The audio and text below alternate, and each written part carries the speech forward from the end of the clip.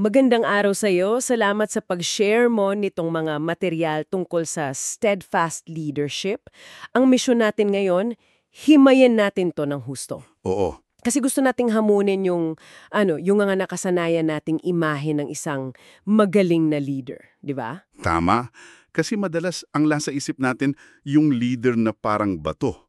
Yung hindi natitinag, laging may sagot, hindi pwedeng magpakita ng kahinaan. Exactly. Ang pinapakita dito sa sources, yung ganong pananaw, hindi lang pala mali.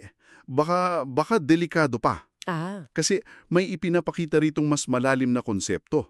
Yung tunay na lakas daw, wala sa pag-iwas sa bagyo, kundi sa pagkatutong tumayo sa gitna nito. tumayo sa gitna ng may kalinawan at layunin. Okay, simulan natin dyan. Kasi nung nabasa ko yung The Myth of the Unbreakable Leader, medyo tinamaan ako. Iba? Parang yun kasi yung tinuturo sa atin na dapat matigas ka, hindi ka pwedeng bumigay. Ano raw ba talaga ang problema pag yun ang naging goal mo? Ang malaking problema, nagbubunga raw ito ng kultura ng pagkukunwari. Pagkukunwari. Oo, kasi sa tindi ng pressure na maging perfecto, itinatago ng mga leader kung ano talaga yung nararamdaman nila. So, nagkakaroon ng distansya. Imbis na harapin yung problema para matuto, iniiwasan.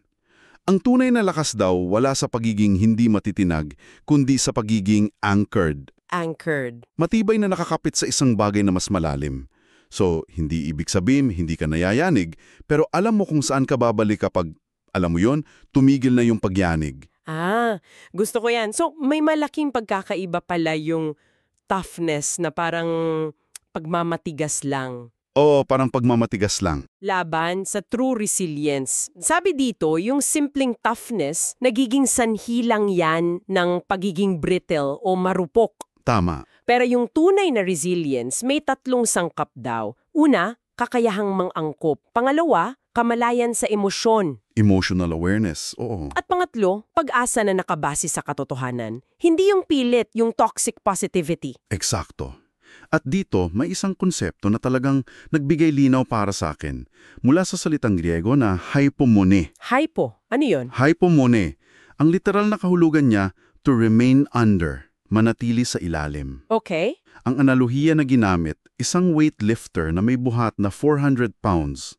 Ang goal niya ay hindi mag-bounce back. Kasi mabababalin siya. Oo, kung mag-bounce yon, sira ang buto niya. Ang goal niya ay manatili sa ilalim ng bigat nang hindi bumabagsak at gamitin ang lahat ng lakas para dahan-dahang itulak yon paitaas. Ah! Inilalarawan ito bilang isang active muscular defiance.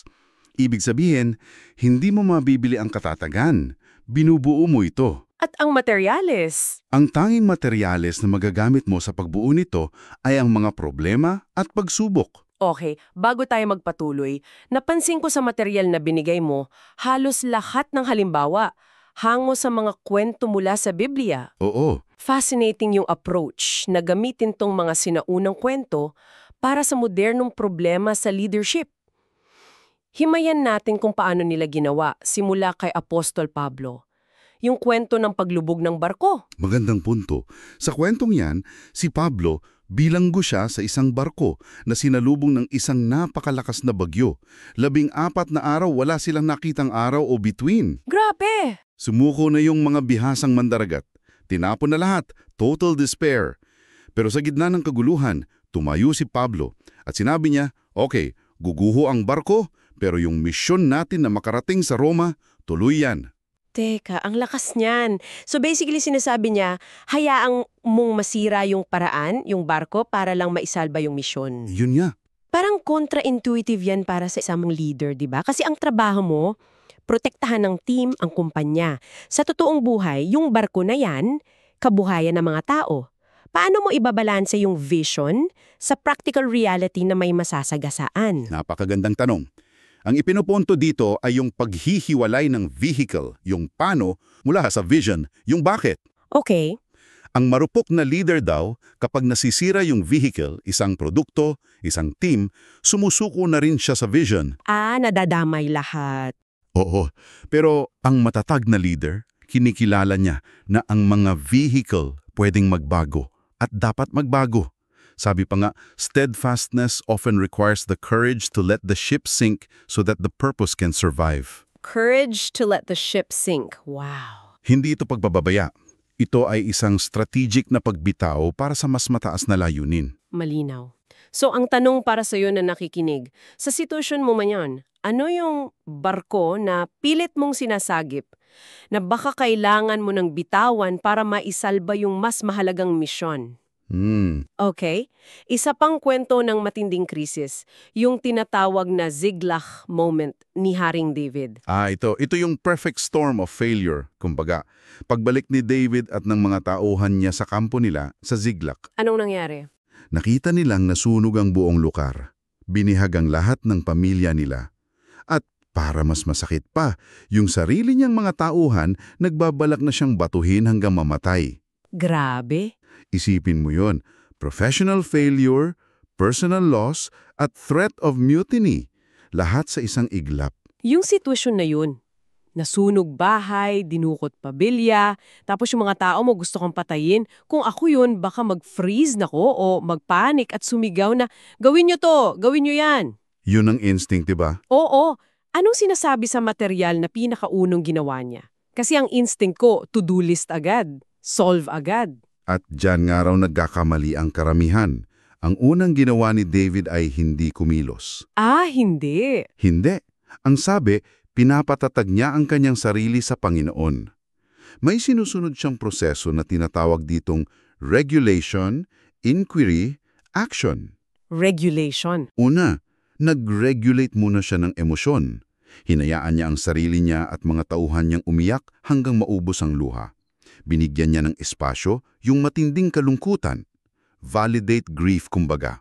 Okay. Pangalawa, saka siya nagtanong, inquiry. Kumuha siya ng gabay. Nagtanong ng isang napakalinaw na strategic question. Hahabulin ko ba sila? Maaabutan ko ba sila? So hindi pa rin action yun. Tanong pa lang. Tanong pa lang. At pangatlo, at huli, saka pa lang siya kumilos. Action. Karamihan sa atin, tumatalon agad sa action nang hindi muna nagre-regulate o nag-i-inquire. Okay, so nakita natin kay David yung importance ng emotional regulation. Pero may isa pang kalaban ng leader sa loob, yung physical exhaustion. Madalas nating isipin, leadership is all in the mind. Pero hindi pala. Hindi. At ipinapakita yan sa kwento ni Elijah. Grabe yung impact ng burnout.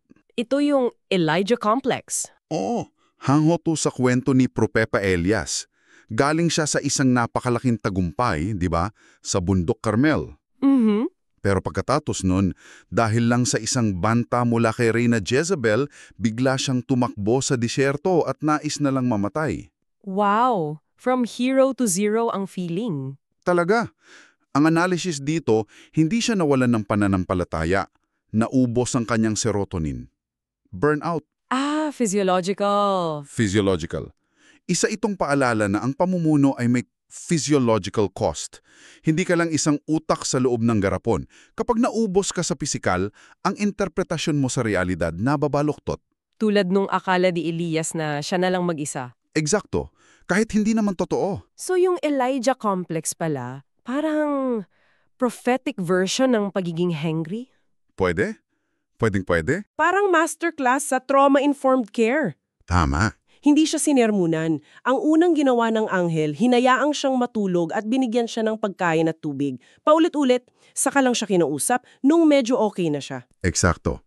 At dyan kumokonekta yung susunod na konsepto, yung emotional agility, na si Jesus mismo daw ang nagpakita. Paano? Hindi siya isang stoic na walang emosyon.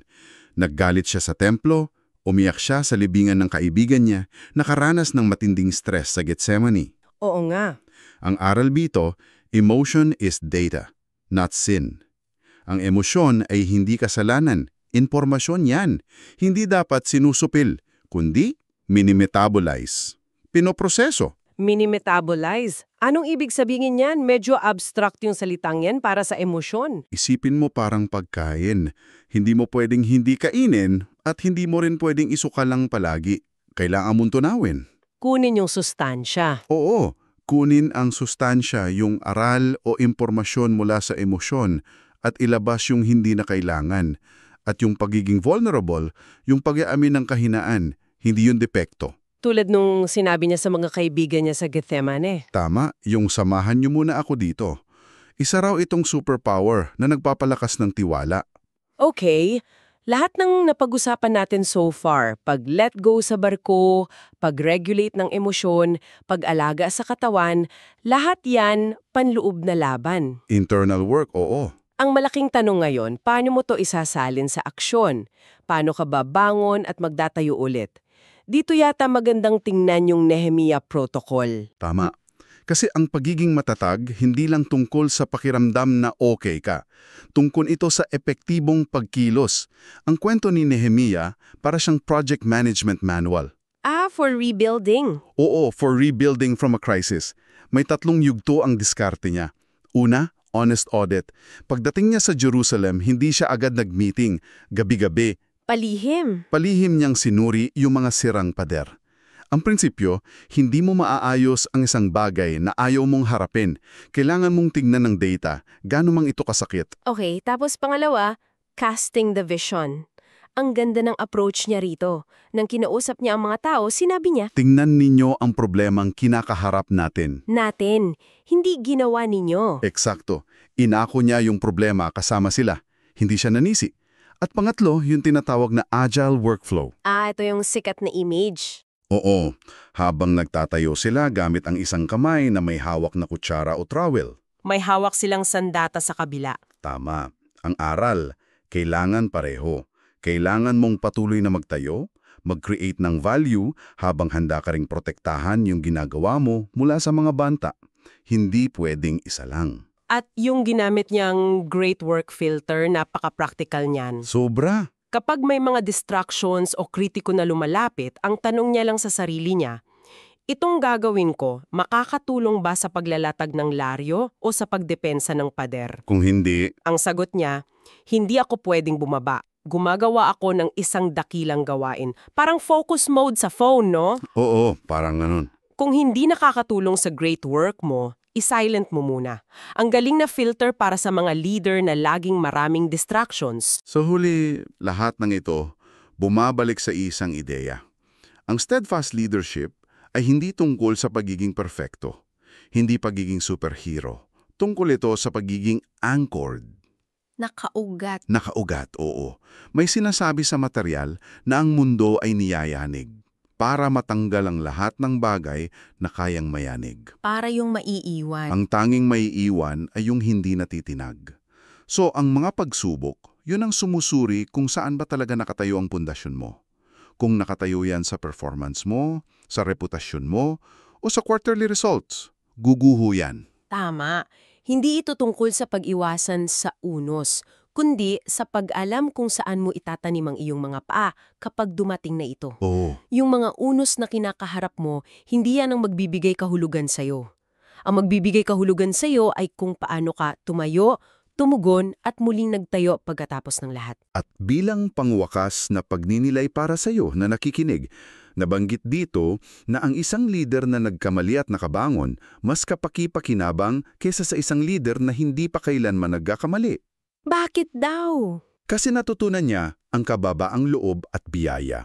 Alam na niya ang sarili niyang kahinaan at hindi na siya umaasa sa sarili niyang kayabangan. Kaya habang hinaharap mo ang sarili mong mga hamon, paano mo maaaring tingnan ang iyong mga pagkakamali? Hindi bilang isang tuldok na nagtatapos sa kwento mo, kundi bilang isang plot twist na nagdaragdag ng lalim sa karakter mo bilang isang leader.